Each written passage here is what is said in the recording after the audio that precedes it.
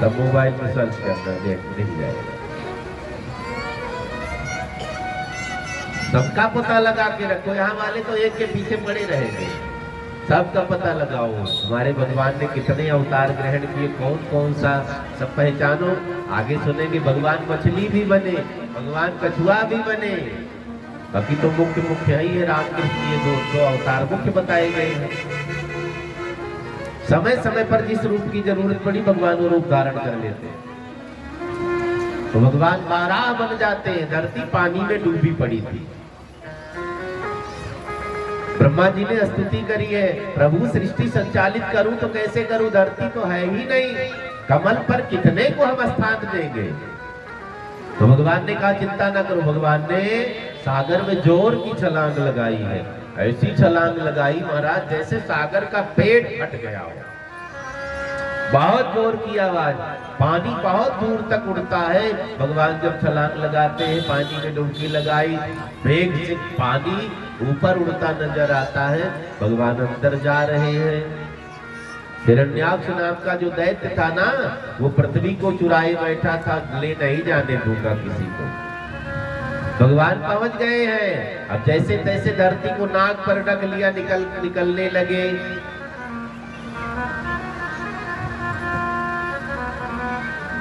हिरण्याक्ष इधर उधर भटक रहा था। हिरण्याक्ष को नारद बाबा मिल गए। तीसरा अवतार नारद अवतार माना गया है।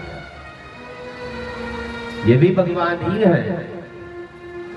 24 अवतारों में तीसरा अवतार नारद अवतार माना गया है। नारद बाबा रास्ते में मिल जाते हैं। हिरण्याक्ष ने कहा नारद बाबा मैं आपसे लड़ूंगा। नारद बाबा ने कहा हम साधु महात्मा लड़ाई झगड़ा नहीं करना जानते। हिरण्याक्ष राक्षस तो सबसे लड़ जाते हैं ना। कई दुष्ट हम लोगों को भी तंग करने लग जाते हैं, बुरा भला कहेंगे, लाल पीला पहनकर घूम रहा, ठगने जा रहा है, दुनिया भर की बात कहते हैं, हम लोग सुन लेते हैं, कोई बात नहीं। हिरण्याक्ष ने कहा मैं आपसे लड़ूंगा। नारद बाबा ने कहा मुझे लड़ना नहीं आता। उसने कहा हाथ में जोर की खुजली हो रही, कोई मिल नहीं रहा लड़ने वाला। नारद जी ने कहा लड़ना नहीं आता, लड़ाने में बहुत माहिर हूं, चिंता न करो मैं बताऊंगा। अभी एक 12 निकलेगा सागर के बीच से, नाक पर धरती को रख करके, बड़ा पहलवान है, उसी से लड़ो तुम्हारे हाथ की खुजली जरूर मिटेगी। नारद बाबा ने उसको भिड़ा दिया है। अब भगवान जब धरती को अपने नाक पर रख करके निकल रहे थे, अब ये पीछे पीछे लगा हुआ, रुक जा अरे सूकर रुक जा, अरे सूकर रुक जा, तुझसे मैं लड़ूंगा, तुझे मैं मारूंगा। अब आप कोई काम कर रहे हो, कोई विघ्न कर रहा है तो उसकी बात ना सुनो, पहले काम तो पूरा करो, नहीं तो काम अधूरा रह जाएगा। कई बार घर में झंझट हो जाती है, घर का काम आता है, मैंने कहती किसी ने कुछ कह दिया तुरंत फेंक के मारते, लो अब नहीं करेंगे। काम तो अधूरा रह गया ना, दोबारा फिर करना आप ही को है। पहले काम पूरा करो, बाद की बात में देखेंगे। भगवान ने कहा अभी नहीं बात करूंगा, अभी तुम जो कार्य है वो पूर्ण करना, धरती को पहले स्थापित करना है। भगवान सागर के ऊपर निकलते हैं और धरती को स्थापित कर दिया है। बोलिए भक्त वत्सल भगवान की जय। जब धरती को स्थापित कर दिया, मैदान भी तो चाहिए लड़ने के लिए, धरती पर भगवान खड़े हो गए। अब बताओ क्या कह रहे हो। गांव का कुत्ता जैसे बिना मतलब भाव भाव भाव भाव करता रहता, तू भी भाव भाव करता है। ग्राम सिंह किसे कहते हैं, गांव के कुत्ते को। बिना मतलब कोई मोटरसाइकिल से निकले ना, 4 कुत्ते दौड़ाएंगे, कुछ मिलेगा कुछ नहीं। कोई कार से निकले ना, 4 कुत्ते और रपटा लेते, क्या मिलना है, कुछ नहीं। टायर के नीचे आएंगे तो पेट फटेगा, लेकिन आदत है। इनको ग्राम सिंह कहते, गांव का शेर कहते, कुत्ते को लोग पालने लगे खूब। गजब गजब का दृश्य है, गजब कहानी है। वीआईपी सोसाइटियों में गायों को पालना अलाउ नहीं है, लेकिन कुत्ता जरूर होना चाहिए। अब बताओ, गाय का कोई महत्व ही नहीं है, कुत्ते का बड़ा महत्व होता जा रहा है। कलयुग है ना, उल्टी चीजें सब करेंगे, अच्छा मानेंगे। पुराने समय में जो कम बोलता था ना, उसको सब कहते थे बड़ा गंभीर है, अच्छा है। ज्यादा बोलने वाले को कहते थे पागल है। आज क्या है, जो कम बोले उसको कहे बुद्धू है। उल्लू है, मूर्ख है, ज्यादा, अरे बड़ा फर्राटेदार बोल रहा था। जो ज्यादा बोलेगा वो झूठ सांच मिलाकर बोलेगा, ये नोट करो। जो कम बोलेगा झूठ कम बोलेगा वो। बोली शंकर भगवान की जय। भगवान ने कहा क्यों भाव भाव कर रहा बिना मतलब, मैंने तेरा क्या बिगाड़ा, मेरे पीछे लगा है, मुझे अपना काम नहीं करने देता है। हिरण्याक्ष ने कहा मैं तुझसे युद्ध करूंगा। भगवान ने कहा क्या दुश्मनी है बताओ। कोई दुश्मनी नहीं, बस हाथ में खुजली हो रही, लड़ूंगा जरूर आपसे। वहां आसान युद्ध हुआ। भगवान ने हिरण्याक्ष का वध कर दिया है। बारह भगवान की जय। पृथ्वी कैसी है? गोल है ना? करोड़ों साल पहले शास्त्रों में बताया पृथ्वी गोल है। बाइबल में क्या लिखा है? पृथ्वी चौकोर है। कोई मानेगा? जीसस ने कहा मान लो। एक वैज्ञानिक था अंग्रेज, उसने जब खोज करी कि पृथ्वी चौकोर नहीं, बाइबल कहती है पृथ्वी चौकोर, लेकिन जब उसने कहा पृथ्वी चौकोर नहीं गोल है, उसको मृत्यु की दंड की सजा दी गई। तुमने तो बाइबल को काट दिया। कुरान में क्या लिखा है? पृथ्वी चपटी है। कोई मानेगा? बड़े लोग गलती करें तो ऐसा नहीं कि गलती नहीं, बड़ी गलती मानी जाएगी। पृथ्वी कैसी है? गोल है। करोड़ों साल पहले मनीषियों ने लिख दिया। वैज्ञानिकों का सामना कुरान से नहीं होता है, वैज्ञानिकों का सामना बाइबल से नहीं होता है। वैज्ञानिक तो मंत्र के चक्कर में पड़े रहते हैं, इसका क्या मतलब, इसका क्या मतलब, इसका क्या मतलब, सब इसमें लिखा है, उसी पर वे शोध करते हैं, काम आगे बढ़ा देते हैं। भगवान ने हिरण्याक्ष का वध कर दिया है, धरती को स्थापित कर दिया। धरती का सबसे पहला नाम क्या था? मधुकैटभ राक्षस को जब भगवान विष्णु ने मारा था, उसका खून सागर पर बह गया था, मांस बिखर गया था। कुछ दिन बाद हवा चली, वो रक्त एकत्रित हुआ है, गोल बन गया। उसे शुरू में मेदिनी कहा गया। धरती का सबसे पहला नाम क्या है? मेदिनी। धरती का दूसरा नाम क्या है? धरती भगवान ने नाक पर धारण किया, इसलिए इसे धरती कहा गया। धरती को पृथ्वी कैसे कहा गया? महाराज पृथ्वी ने इसको काट छांट करके समतल बनाया, उपजाऊ बनाया, इसलिए इस धरती को पृथ्वी कहते हैं। बोलिए पृथ्वी मैया की जय। भगवान ने हमारे लिए शुक्र अवतार ग्रहण किया। ब्रह्मा जी ने अब सृष्टि और आगे बढ़ाई है। सृष्टि दो तरह की होती है, एक मानसी सृष्टि, एक मैथुनी सृष्टि। मानसी सृष्टि का मतलब मन में सोचा बेटा हो जाए तो बेटा हो जाता था। ब्रह्मा जी ने शुरुआत यही से की थी। मन में सोचा ऋषि मुनि उत्पन्न हो जाए, ऋषि मुनि उत्पन्न हो जाते थे। लेकिन इन सबने मना कर दिया, हम शादी विवाह नहीं करेंगे। तो ब्रह्मा जी ने मैथुनी सृष्टि प्रारंभ की, जो आज चल रही है। स्त्री पुरुष का जोड़ा बनाया गया। तो सबसे पहले धरती पर महाराज मनु को उत्पन्न किया गया है। मनु जी महाराज की जय। और ब्रह्मा जी ने ही अपने अंग से शत्रुपा माता को उत्पन्न किया है, दोनों का ब्याह करवाया है। मनु और शत्रुपा जी को एक बनाया है।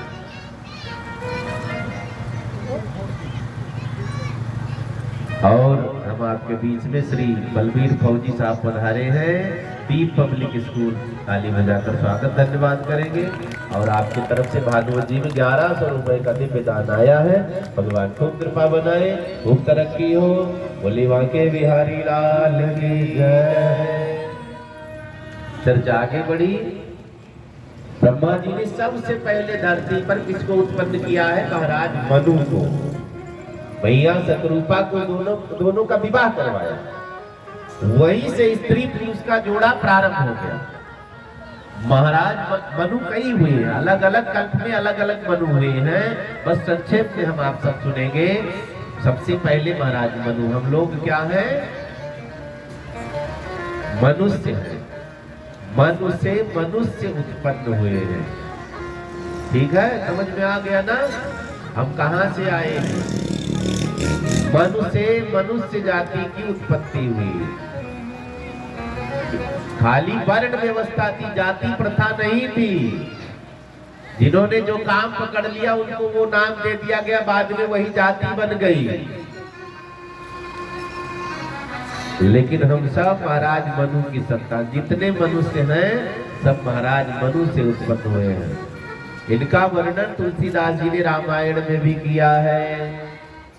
स्वयंभू मनुवरु सतरूपा, स्वयंभू मनुवरु सतरूपा, स्वयंभू मनुवरु सतरूपा, स्वयंभू मनुवरु सतरूपा। जित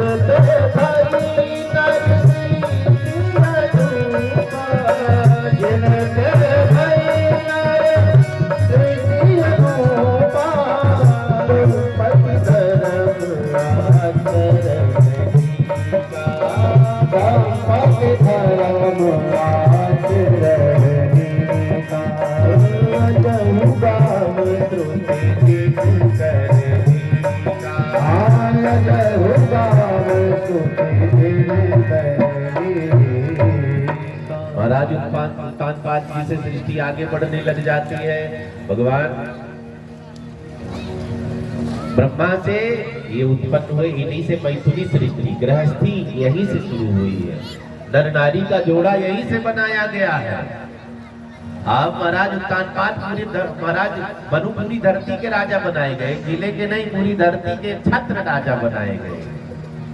पत्नी का नाम सतरूपा है और 2 बेटे उत्पन्न हुए हैं, उत्तानपाद प्रियव्रत। कन्याएं 3 उत्पन्न हुई हैं, आकृति, देवहूति, प्रसूति, 3 कन्याएं उत्पन्न हुई हैं। तो आकृति का विवाह मनु महाराज ने रुचि प्रजापति से किया, जिन्होंने ब्रह्मा ने मानसी सृष्टि से उत्पन्न किया था। रुचि प्रजापति के यहाँ यज्ञ नारायण भगवान आते हैं। 24 अवतारों में यज्ञ नारायण भगवान की कथा है। बोलिए यज्ञ नारायण भगवान की जय। और लक्ष्मी जी दक्षिणा के रूप में पधारी है। लक्ष्मी जी का क्या नाम पड़ा? दक्षिणा। यज्ञस्य पत्नी दक्षिणा। घर में हवन यज्ञ करवाओ तो दक्षिणा जरूर दे दिया करो, नहीं फल नहीं मिलेगा। कई लोग पंडित जी का भी उधार कर देते, पंडित जी बस 2-4 दिन में आकर दक्षिणा ले जाना। उधार न किया करो, नहीं तो फल नहीं मिलेगा। और दक्षिणा उधार करोगे तो चक्रवृद्धि ब्याज दे ही नहीं पाओगे। मंत्र का कोई मोल नहीं होता है। जितना हो देकर हाथ जोड़ लो, इस बार इतना ही था, आगे बढ़ेगा तो कुछ कमाई बढ़ेगी और दक्षिणा बढ़ाऊंगा महाराज, इतना ही रखो। यज्ञ से पत्नी दक्षिणा। आकृति का विवाह मनु महाराज ने रुचि प्रजापति से किया। दूसरी कन्या का नाम क्या है? प्रसूति। प्रसूति माता का विवाह किससे किया मनु महाराज ने? महाराज दक्ष से। दक्ष प्रजापति। इनके यहाँ सती जी 60 बहनें उत्पन्न हुई हैं। सबसे बड़ी सती माता है। सती माता के बारे में जानते हैं ना? भगवान शिव से विवाह हुआ था इनका। आगे कथा सुनेंगे।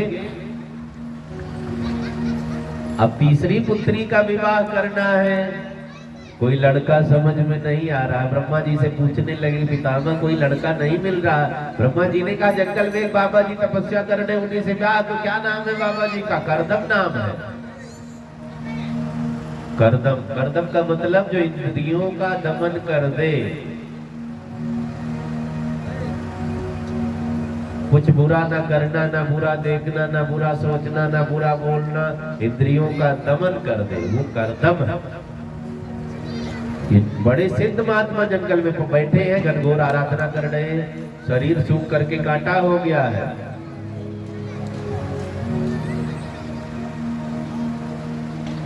महाराज मनु रथ में बैठ करके करदम जी के यहाँ पधारते हैं। कन्या को भी बिठा रखा है, पत्नी को भी बिठा रखा है। करदम जी ने देखा महाराज मनु पधारे हैं। महाराज मनु का स्वागत सत्कार करदम मुनि ने किया है। सुंदर सा आसन दिया। कोई घर में आवे तो उसको बैठने को कहना पड़ता है। आसन दिया है, जलपान की व्यवस्था की है। मनु महाराज को आसन दिया, बैठ गए। मैया सतरूपा को आसन दिया, वो बैठ गई।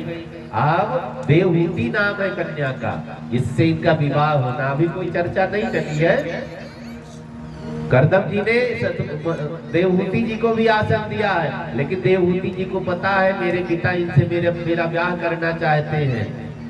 अब पति हो गए ना, अब पति आसन दे तब पत्नी बैठेगी, बताओ। आजकल उल्टी गंगा बह रही, पति बैठे थे कुर्सी पर, अचानक पत्नी आ गई, खड़े हो गए, आओ तुम बैठ जाओ, मैं तो खड़ा ही रहूं।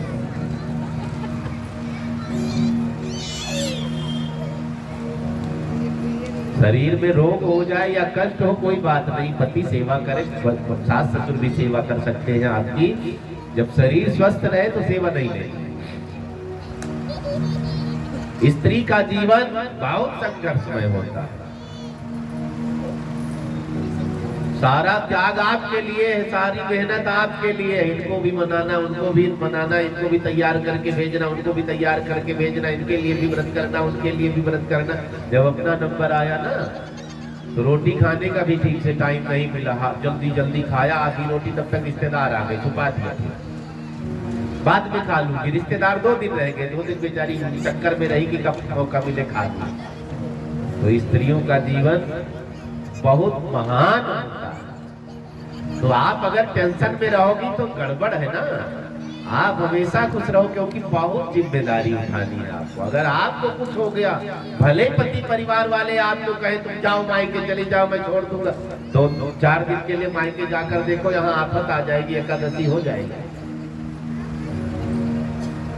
ठीक से भोजन नहीं मिलेगा किसी को, फिर रोएंगे कब आओगी। कहीं और सख्त हो गए, अभी 15 दिन नहीं आऊं, तब तो रोने शुरू कर देंगे। तो आपको एकदम टेंशन ना लिया करो और नाराज भी ना हो, खुश रहा करो, क्योंकि बहुत जिम्मेदारी है। सुभद्रा कुमारी चौहान ने लिखा है नारी चरित्र पर कि नारी की कहानी बड़ी विचित्र है। आंखों में आंसू भरे रहेगी, फिर भी हंसती रहती है बेचारी। पेट में दर्द बना रहेगा, फिर भी दौड़ती रहेगी सबके लिए। अपने कष्ट को कष्ट नहीं, पति ने पानी मांग लिया बुखार में, तब रही, फिर भी दौड़ करके पानी देना स्त्री का जीवन होता है।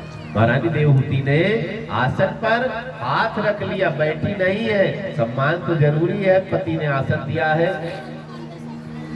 महाराज मनु से करदम जी ने पूछा आगमन का कारण बताइए। मनु महाराज ने कहा मैं अपनी पुत्री का विवाह आपसे करना चाहता हूँ। करदम जी ने कहा मैं आपकी पुत्री को पसंद आ रहा हूँ कि नहीं, पूछ लो। पुराने समय में धन नहीं देखा जाता, ज्ञान देखा जाता था। पुराने समय में संस्कार देखे जाते थे, अब तो धन देखा जाता है, दुकान गाड़ी घोड़ा है कि नहीं है, किले हैं कि नहीं है, फैक्ट्री लगी है कि नहीं है। भले लड़का दारू पीता हो, कोई बात नहीं। महाराज धन संपत्ति भाव तो कभी कभी पी लेता है, कोई बात नहीं, सब पीते, बड़े लोग पीते हैं, कोई बात नहीं। अरे कुछ दिन बाद इतना पिएगा सब बेचकर गरीब हो जाएगा, इससे बढ़िया गरीब है ना खोज लो। अच्छा संस्कार होना चाहिए, जीवन दिव्य होना चाहिए। पुराने समय में सब संस्कार देखते थे। करदम जी ने कहा मेरे पास कुछ नहीं, आप धरती के राजा हैं, ये धरती की राजकुमारी है, मेरे पास यही टूटी झोपड़िया है, झोपड़ी के अंदर भी मैं नहीं रह पाता हूँ। बेचारे चूहे इसमें रहते तो मैंने सोचा तुम ही रहो, मैं तो बाहर भी रह लूंगा। बेचारे सांप अंदर रहते हैं, मैंने सोचा तुम ही अंदर रह लो, अब तो पेड़ के नीचे भी रह लेंगे। पक्षियों ने घोंसला बना रखा, मैंने एक दिन देखा, फिर सोचा पक्षी बेचारे कहाँ जाएंगे, इनका कहाँ घर है, मैं तो पेड़ के नीचे भी रह लूंगा। मनु महाराज से हाथ जोड़ करके करदम जी ने कहा मैं इसी पेड़ के नीचे रहता हूँ, झोपड़ी तो है देख, लेकिन अंदर जाने की नौबत नहीं आती। ये लोग अंदर भरे पड़े हैं, परिवार मेरा बहुत बड़ा। उधर अयोध्या के पास एक बलरामपुर स्टेट हुआ करती है, अब जिला बन गया बलरामपुर। कभी जाना तो पूछना, पता चल जाएगा। बलरामपुर जिला बन गया। वहां के राजा थे, एक नाम में भूल रहा हूं। तो मुनीम जो था ना, बड़ा चालाक था। एक दिन राजा जंगल में गए, कुछ लकड़ियां सूख गई थी, काट करके नीचे पड़ी हुई थी। तो राजा गए जंगल में तो देखा दीमक चढ़ी थी उस पर। मुनीम से पूछा, मुनीम जी ये क्या है, मिट्टी मिट्टी लग गई है। मुनीम ने कहा महाराज मिट्टी नहीं है, इसके अंदर जीव है, इसके अंदर कीड़ी है, दीमक है, आखिर ये इसमें क्या कर रही है, इसका ये भोजन है, ये लकड़ी खा करके ही जीवित रहते हैं। तो राजा ने क्या कहा पता है, लकड़ी ऐसे पड़े रहने दो, इनका भोजन ना छीन लो। मुनीम को मौका मिल गया, अब राजा साहब चले गए, मुनीम ने सब लकड़ी बेच दी। राजा फिर कुछ दिन बाद जंगल में गए, मुनीम से पूछा लकड़ी कहाँ गई सब, अरे सब दीमक खा गई महाराज, अब दूसरी कटवा के रखो, भोजन कम पड़ रहा। तो कई चालाकी कर जाते, कई साधु होते हैं। करदम जी ने कहा मेरे पास कुछ नहीं है, यही जो कुछ है मेरे पास, अब आप सब देख लो, मैं हूँ, ये कुटिया है, और मेरे पास ना धन ना दौलत कुछ नहीं है। मनु महाराज ने कहा आपके पास जो संपत्ति है किसी के पास नहीं है। संपत्ति सबसे बड़ी कौन सी है आपको पता है ना। हम आप एक दूसरे को कहते फलाने बहुत सुखी, धमाके बहुत सुखी, दीन कहे धनवान सुखी, धनवान कहे सुख राजा को भारी, राजा कहे महाराजा सुखी, महाराजा कहे सुख इंद्र को भारी, इंद्र कहे चतुरानन सुखी, चतुरानन कहे सुख विष्णु को भारी, तुलसीदास विचारी कहे हरि भजन बिना सब जीव दुखारी। सबसे बड़ा धन भक्ति का धन है, सबसे बड़ा धन हमारे संस्कार है, सबसे बड़ा धन हमारा ज्ञान है। ज्ञानी होना जरूरी है, पढ़ाई पर जरूर ध्यान दो। अगर पढ़ाई की उम्र निकल गई है ना, डिग्री नहीं ले सकते हो, छोड़ दो वो बात, लेकिन पढ़ाई की उम्र कभी नहीं निकलती है। शास्त्र ले आओ, पुराण ले आओ, पढ़ते रहो, टाइम मिले पढ़ो, ज्ञान ही बढ़ेगा ना। आपका अगर नौकरी नहीं पाओगे, बच्चों को तो सिखा दोगे, पति को भी तो सिखा दोगे, बुढ़ी बुढ़ा जब बूढ़े चारपाई पर पड़ेंगे, कहेंगे कुछ कथा भागवत सुना तो सकोगी, तर जाएंगे। अब तो सब विचित्र हो गए। पुराने समय में दादी माँ दादा ने जो कहानी सुना दी है, बच्चे कभी भूलते नहीं थे। अब तो दादी दादा नहीं रह गए हैं, वो भी अगर जिनके घर में वो भी बड़ी सी मोबाइल है, फेसबुक।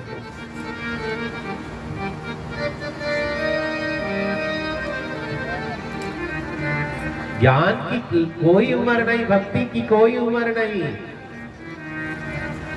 करदम जी से विवाह कर दिया है देवहूति जी का, मनु महाराज ने तीनों कन्याओं का विवाह कर दिया।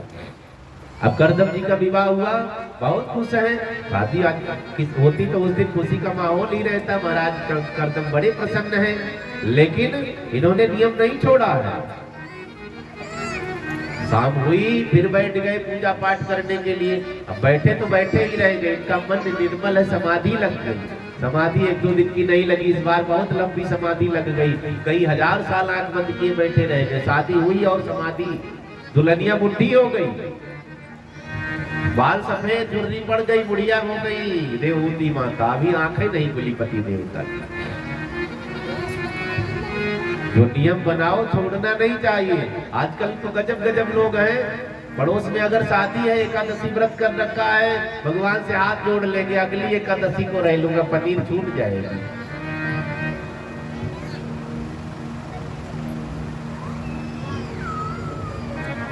हम लोग जब गुरुकुल में रहते थे, तो जिस दिन कोई व्रत होना, गुरु जी इतना बढ़िया बढ़िया पकवान बनावे,